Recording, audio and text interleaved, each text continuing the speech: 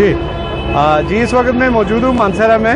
اور x association Pakistan کے زیر اہتمام آج احتجاجی مظاہرہ کیا جا رہا ہے۔ گزشتہ روز مانسہرہ میں پاکستان منی ایکسچینج کی گاڑی کو اغوا کر لیا گیا اور اس کے بعد اب تک کوئی پتہ نہیں چل سکا۔ اس کے خلاف یہ تنظیم آج احتجاج کر رہی ہے اور اب سے تھوڑی دیر بعد وہ پریس کانفرنس بھی کرے گی۔ اب ان سے ہم یہ جاننا چاہیں گے کہ ان کے ساتھ یہ آئے روز اس طرح کے حادثات اور واقعات کیوں ہوتے ہیں اور ان کے تدارک کے لیے انتظامیہ کیا کردار ادا کر رہی ہے۔ 30 اپریل کو افسوسناک واقعہ ہوا ہے۔ گاڑیاں پاکستان کرنسی کی مانسہرہ جا رہی تھی اور ایبٹ آباد کے رستے میں پولیس سرکاری اداروں کی وردی میں ڈاکوؤں نے ذیلی وردیاں پہن کر اسے لوٹ لیا۔ اس کے بعد ہم نے پوری اساس اداروں سے بھی رابطہ کیا، پولیس سے بھی رابطہ کیا اور ایف آئی آر جو ہے وہ درج ہو چکی ہے اور انہوں نے ہمیں یقین دلایا کہ ہم بہت جلد ان تک پہنچ جائیں گے۔ لیکن یہ میں آپ کو بتاتا چلوں کہ اس ہزارہ ڈویژن میں پچھلے ایک سال میں اب تک 60 ڈکیتیاں ہو چکی ہیں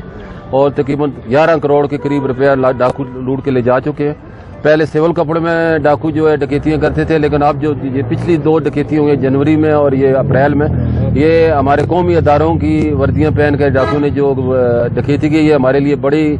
ملک کے لیے بھی ہمارے قومی اداروں کے لیے وقار کا مسئلہ ہے اور ان کا وقار دو پہ لگا ہوا ہے۔ میں نے ان سے ریکویسٹ کیا ہے کہ آپ اس کو صرف یہ نہیں سمجھیں گے کہ ہماری ایک ڈکیتی ہوئی ہے، پورے پاکستان کی ڈکیتی ہوئی ہے اور ہمارے لوگوں کو تحفظ دینا آپ کا فرض بنتا ہے۔ ان ڈاکوؤں کو گرفتار کریں کیونکہ یہ ان کے لیے بڑا آسان ٹارگٹ ہے اور یہ ایک پاکستان دشمن کی سازش بھی ہو سکتی ہے، کیونکہ ہماری قوم، ہم لوگ اپنی فوج سے، اپنے اداروں سے بہت محبت کرتے ہیں اور انہیں یہ بدنام کرنے کے لیے یہ سازش کی جا رہی ہے۔ اس کو ہم نے مل کے ناکام بنانا ہے اور انشاءاللہ ہم اس میں کامیاب ہوں گے اور یہ جو ہمارے لوگوں کو تحفظ کیا جائے، ان میں سے بہت لوگوں کا کاروبار بھی بند ہو چکا ہے اور ہم ان کے ساتھ ہیں اور انشاءاللہ جتنے بھی لوگوں کی ڈکیتیاں آج تک ہوئی ہیں ریکور کریں گے اور اس کے لیے ہم پورا ایک SOP بنائیں گے۔ اساس اداروں سے ملیں گے، چیف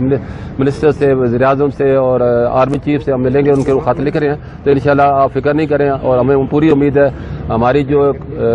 فوج پاکستان ہے، پولیس ہے، یہ ہمارا دفاع کرے گی اور ہمیں یہ لوگوں کو گرفتار کر کے یہ پیسے ریکور کرائے گی۔